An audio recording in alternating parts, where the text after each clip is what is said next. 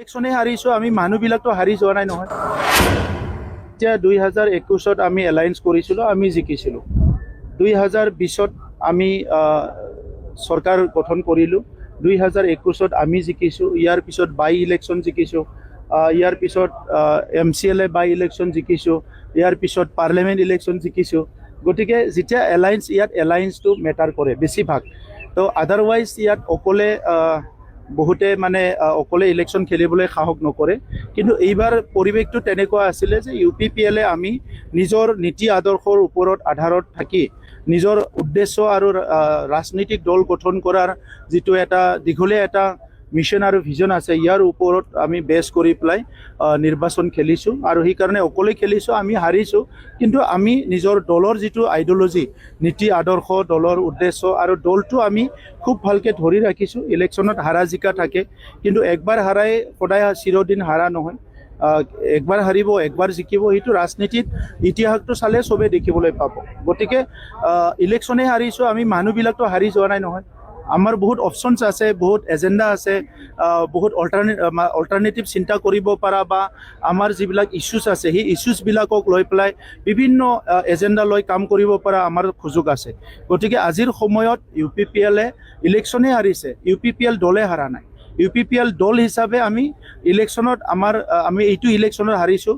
দলৰ যিটো নীতি আদৰ্শ, দলৰ যিটো চিন্তাধাৰা, সেইটো লৈ আমি আগবাঢ়ি যাম। নিৰ্বাচনৰ পিছত আজি আমি প্ৰথম মানে চেণ্ট্ৰেল ৱৰ্কিং কমিটিৰ মিটিং মাতিছিলোঁ। আৰু সকলো জিলা, সকলো আমাৰ ব্লক কমিটি, 40টা ব্লক কমিটি চবেই উপস্থিত আছিলে।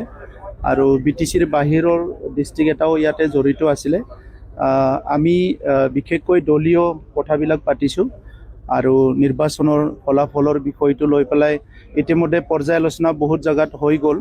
গতিকে অনাগত দিনত দলটো অধিক শক্তিশালী কৰা আৰু দলৰ কামবিলাক নিয়মিতভাৱে কৰি যোৱা আৰু বৰ্তমানৰ সময়ছোৱাত বড়োলেণ্ডবাসী, অসমবাসী আৰু ভাৰতবাসীয়ে যিবিলাক সমস্যাৰ সন্মুখীন হৈছে, ইয়াত কথাবিলাক উত্থাপন হৈছে। বহুতখিনি যিটো প্ৰাইচ হাইক হৈছে, ইনফ্লেশ্যন, বস্তুবিলাকৰ দাম বাঢ়ি গৈছে, গেছৰ দাম বাঢ়ি গৈছে, তেনেকুৱা বিভিন্ন সমস্যাবিলাক দেখা দিছে। এইবিলাক আজি আনকণ্ট্ৰল এটা লেভেলত গৈছে। এইবিলাক কথাবিলাক আলোচনা হৈছে আৰু পৰৱৰ্তী সময়ত এই বিভিন্ন ছ'চিয়েল ইছ্যুৱেই হওক বা বিভিন্ন ইছ্যুৱেই হওক, ইয়াত UPPL দল হিচাপে আমি কাম কৰি যাম। আমাৰ 3জন MP সংসদত বড়োলেণ্ডৰ বড়ো চুক্তি ৰূপায়ণৰ পৰা আদি কৰি বড়োলেণ্ড, অসম আৰু উত্তৰ পূৰ্বাঞ্চলৰ বিভিন্ন কথাবিলাকত আমি কাম কৰিম, মাত মাতিম। আৰু লগতে আমাৰ MCLA সকলে কাউন্সিলত থাকি কনষ্ট্ৰাকটিভ এটা ৱেত বিৰোধীৰ এটা ৰ'ল প্লে কৰিব। কাৰণ গণতন্ত্ৰটো শক্তিশালী হ'ব লাগিলে ইয়াত ৰুলিং আৰু বিৰোধী দুইটাৰ মাজত এইটো প্ৰচেছটো আগবাঢ়িব লাগিব। গতিকে বহুতখিনি কাম আজি বড়োলেণ্ডত খেলিমেলি হৈছে। এই কথাবিলাক সকলোৰে দৃষ্টিগোচৰ হৈছে। তো এই কথাবিলাক অনাগত দিনত কাম কৰাৰ কাৰণে আজি আমাৰ চেণ্ট্ৰেল ৱৰ্কিং কমিটিত আমি সিদ্ধান্ত লৈছোঁ।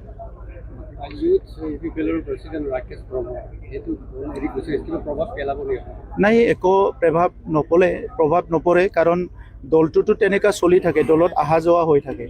তো দলৰ তৃণমূল পৰ্যায়ৰ কৰ্মীবিলাক আৰু দলীয় নেতৃত্বৰ ওপৰত এইটো ডিপেণ্ড কৰে। গতিকে আজি দলৰ তৃণমূল পৰ্যায়ৰ নেতৃত্ব, আমাৰ কৰ্মকৰ্তা কাৰ্যকৰ্তা বহুত মনোবলটো বহুত বেছিকৈ আছে, কনফিডেন্সটো বহুত আছে। আৰু টপ লেভেলত যিখিনিয়ে নেতৃত্ব দি আছে, এটা পাৰ্পছ লৈ পেলাই, এটা এজেণ্ডা লৈ পেলাই, এটা উদ্দেশ্য লৈ পেলাই। UPPL দলটোৱে গঠন হৈছিলে এটা উদ্দেশ্য লৈ পেলাই। বড়োলেণ্ডত শান্তি স্থাপন কৰিব লাগে, জাতি জনগোষ্ঠীৰ মাজত সমন্বয় আনিব লাগে। বড়োলেণ্ডত এটা আনৰুলি যিটো কথা হৈছিলে আগতে, ঘোচ ঘাচ, চাকৰি বাকৰি, অনিয়ম, বিভিন্ন সমস্যা, এই চিণ্ডিকেট, এইবিলাক বন্ধ কৰি ভাল এটা পৰিৱেশ আনিবৰ কাৰণে আৰু গণতন্ত্ৰটো শক্তিশালী কৰাৰ কাৰণে UPPL দলৰ জন্ম হৈছিলে। গতিকে সেই উদ্দেশ্যখিনি যেতিয়া UPPLৰ হাতত আছে, সেই নেতৃত্ব যেতিয়া UPPLৰ হাতত আছে, এই সংগ্ৰামটো চলি থাকিব অনাগত দিনতো। ইয়াৰ কাম কাজ, ৰাজনৈতিক যিখিনি আমাৰ এক্টিভিটি, এইটো শক্তিশালীভাৱে